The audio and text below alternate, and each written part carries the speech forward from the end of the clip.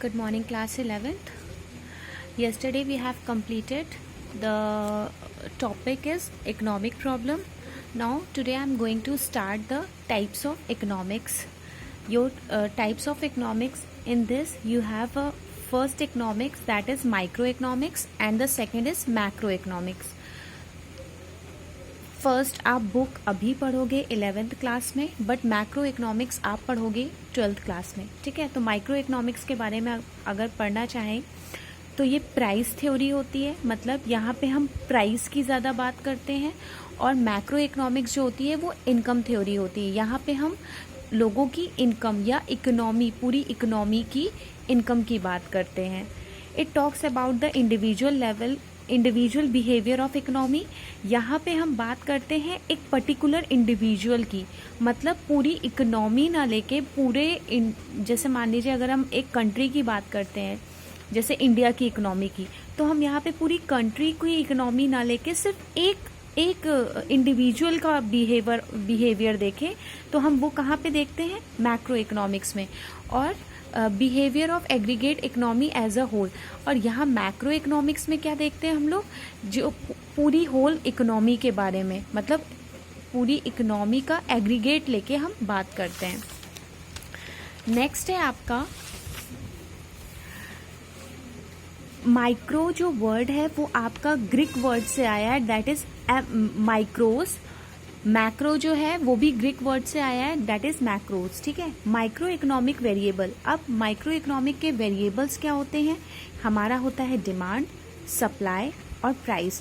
Demand means किसी भी चीज़ की हमारी डिमांड जो भी होती है, सप्लाई किसी भी प्रोडक्ट का सप्लाई, जैसे मार्केट में सप्लाई होती है वो, और प्राइस किसी भी प्रोडक्ट का प्राइस. ये सारे हमारे हम माइक्रोज में पढ़ते हैं. ठीक है, मैक्रो में क्या आता है हमारा, एग्रीगेट डिमांड. एग्रीगेट डिमांड मतलब पूरे इकोनॉमी, मतलब अगर हम पूरी कंट्री की बात करें तो उसकी एग्रीगेट डिमांड क्या होगी, पूरे लोगों की. यहाँ पे हम इंडिविजुअल पे हैं, मतलब किसी एक की बात कर रहे हैं, बट यहाँ पे हम पूरी इकोनॉमी की बात कर रहे हैं. ठीक है, एग्रीगेट सप्लाई, कितनी सप्लाई होगी. और जर्नल प्राइस आप कह सकते हैं कि मतलब मार्केट में कौन सा मेन प्राइस चल रहा है वो. आई होप आपको माइक्रो और मैक्रो में डिफरेंस समझ में आ गया होगा.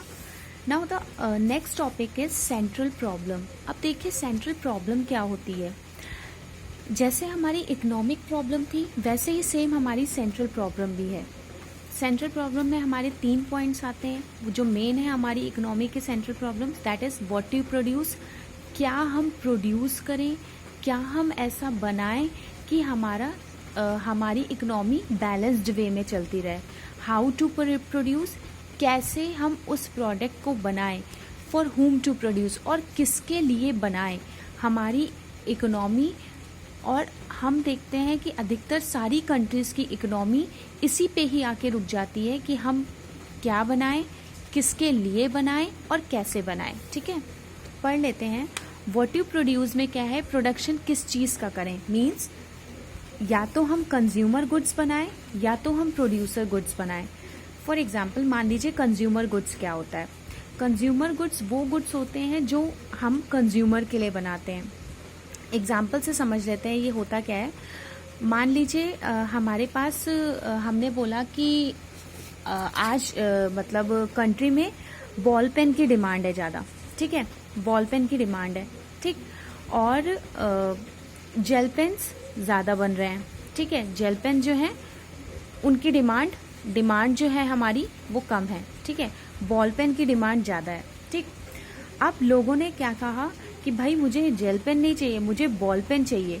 ठीक है, तो यहाँ पे जो जेल पेन है ये प्रोड्यूसर गुड्स हो गए, क्योंकि ये प्रोड्यूस हो रहे हैं ज़्यादा, इसलिए इनकी डिमांड कम हो गई. हमें बॉल पेन की ज़रूरत है, तो ये कंज्यूमर गुड्स हो गए, क्योंकि कंज्यूमर जो है जो कंज्यूम करता है गुड्स, कंज्यूमर हमारा होता है जो गुड्स कंज्यूम करता है, उसको क्या ज़रूरत है, उसको बॉल पेन की ज़रूरत है. वो चाहता है कि उसे बॉल पेन मिले, तो यहाँ पे वो बॉल पेन की डिमांड कर रहा है कि भाई मुझे बॉल पेन चाहिए, मुझे जेल पेन नहीं चाहिए. लेकिन प्रोड्यूसर क्या सोच रहा था कि मैं जेल पेन बनाऊंगा तो ये बिकेंगे, बट जेल पेन ज़्यादा हो गए और उनकी डिमांड हो गई कम.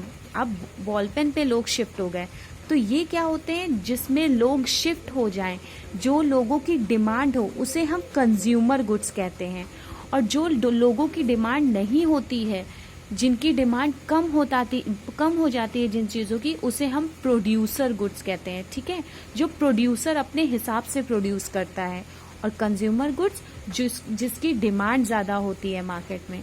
आई होप ये आपको समझ में आ गया होगा।